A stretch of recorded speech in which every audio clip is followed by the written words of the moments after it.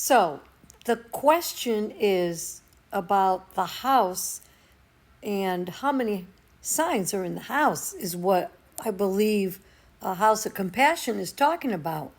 Well, excuse me, this is another example of not understanding the basics of astrology and then diving deep and getting caught up in a rabbit hole. So what does that mean? Yeah, you have, if your ascendant is Aquarius and part of the first house has Pisces in it, yeah, you look at Pisces too, not a problem. However, which sign is stronger, the Aquarius or the Pisces? And then is Pisces on the cusp of the second house, or is it enveloped inside the first house, which is called an interception? So we cannot make a blanket statement. Sometimes I make these blanket statements on social media just to get your attention, or just to give you a little tidbit of information. But if you're looking in an astrology chart and you want to give a consultation or you want to help somebody out, because the chart is your tool for your destination or what you chose as your destination, but you have free will. Free will override everything in the chart. That's the most important thing. People don't talk about that. So, what's the question? The question is not that important, I think. It's what is a chart helping this individual do? For example, is the energy of the second house Piscean energy, or is it Aries energy, or is it Aquarius energy? Which flavor is it? But you have to understand that the planets are the action figures. Planets will override the signs and the houses, and sometimes even the aspects. For example, this happened twice last week. Had two different clients, had Sun, Venus, Neptune conjunct together in Capricorn. The other person had Sun, another personal planet, I think it was Mercury, and Neptune, and a few others to make a stellium in Capricorn. What was interesting with both of these individuals is that the Neptune planet nulled or diminished the Capricorn qualities. It overrode it.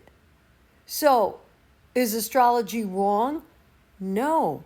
It's each individual person will utilize their energies in a different way, depending on their age, too. They were both younger. Maybe when they get older, the Capricorn will come to the surface, because the sun is a journey. The daily stuff is the ascendant and the moon. So,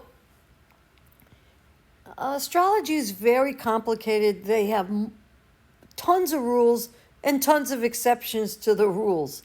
So you have to take each case as an individual. That's why these people that are learning astrology through Google or reading a book, one book, that doesn't cut it.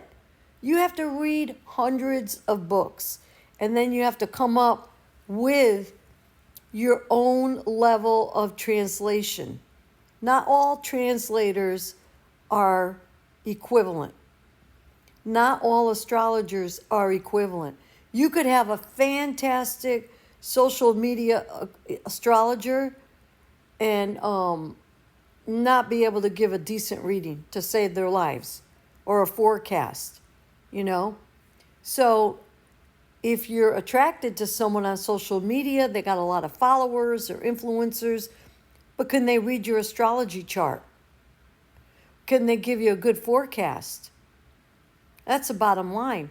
And if you're trying to do your own astrology chart interpretation or do your own forecast, and you've been studying for 4 or 5 or 10 years, but you really haven't read a series of books, you might have major gaps in your learning, and you're going to get stuck, or you're going to have a misinterpretation. I see that all the time. Misinterpretations. And for God's sake, you never say, this is what's going to happen. This is how you are, when clearly the person is not there. Like the person with the Sun, Neptune conjunction in Capricorn. So what happened is she did not see herself. She was a little illusion. It was a different illusion, delusion, in a cloud. She didn't quite grasp the Capricorn energy because it's foggy. She'd rather stay in with the magic and the invisible world and the unicorns and all that kind of energy and forget the Capricorn. The Capricorn energies that she may exhibit, may be very subtle and very hidden. Because if you're going to learn astrology, you have to learn the triads. You learn with the natural wheel, you learn the first house belongs to Aries, belongs to the ruler Mars. And you go all around the zodiac because they all share the same energy. The triad has very similar energies. But it's the person that has the free will. So they may just say, I'm not going to use my Capricorn energy because I don't like Capricorn and I don't want to be a Capricorn. So I'm just going to avoid it. But I'm going to embrace my Neptune energy. So what's the purpose of astrology? If it's a tool, well, it's how you use it. Why are you using astrology?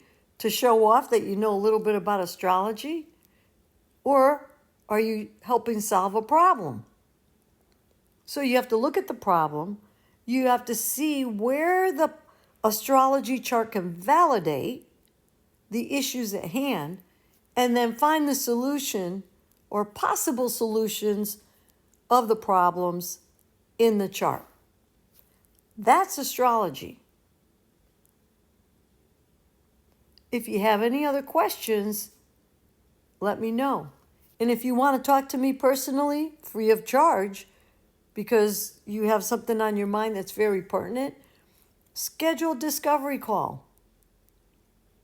Because this is a big deal. The misconception of astrology is very nerve-wracking, and it's doing more harm than good, in my opinion. Let me know your thoughts. Thank you.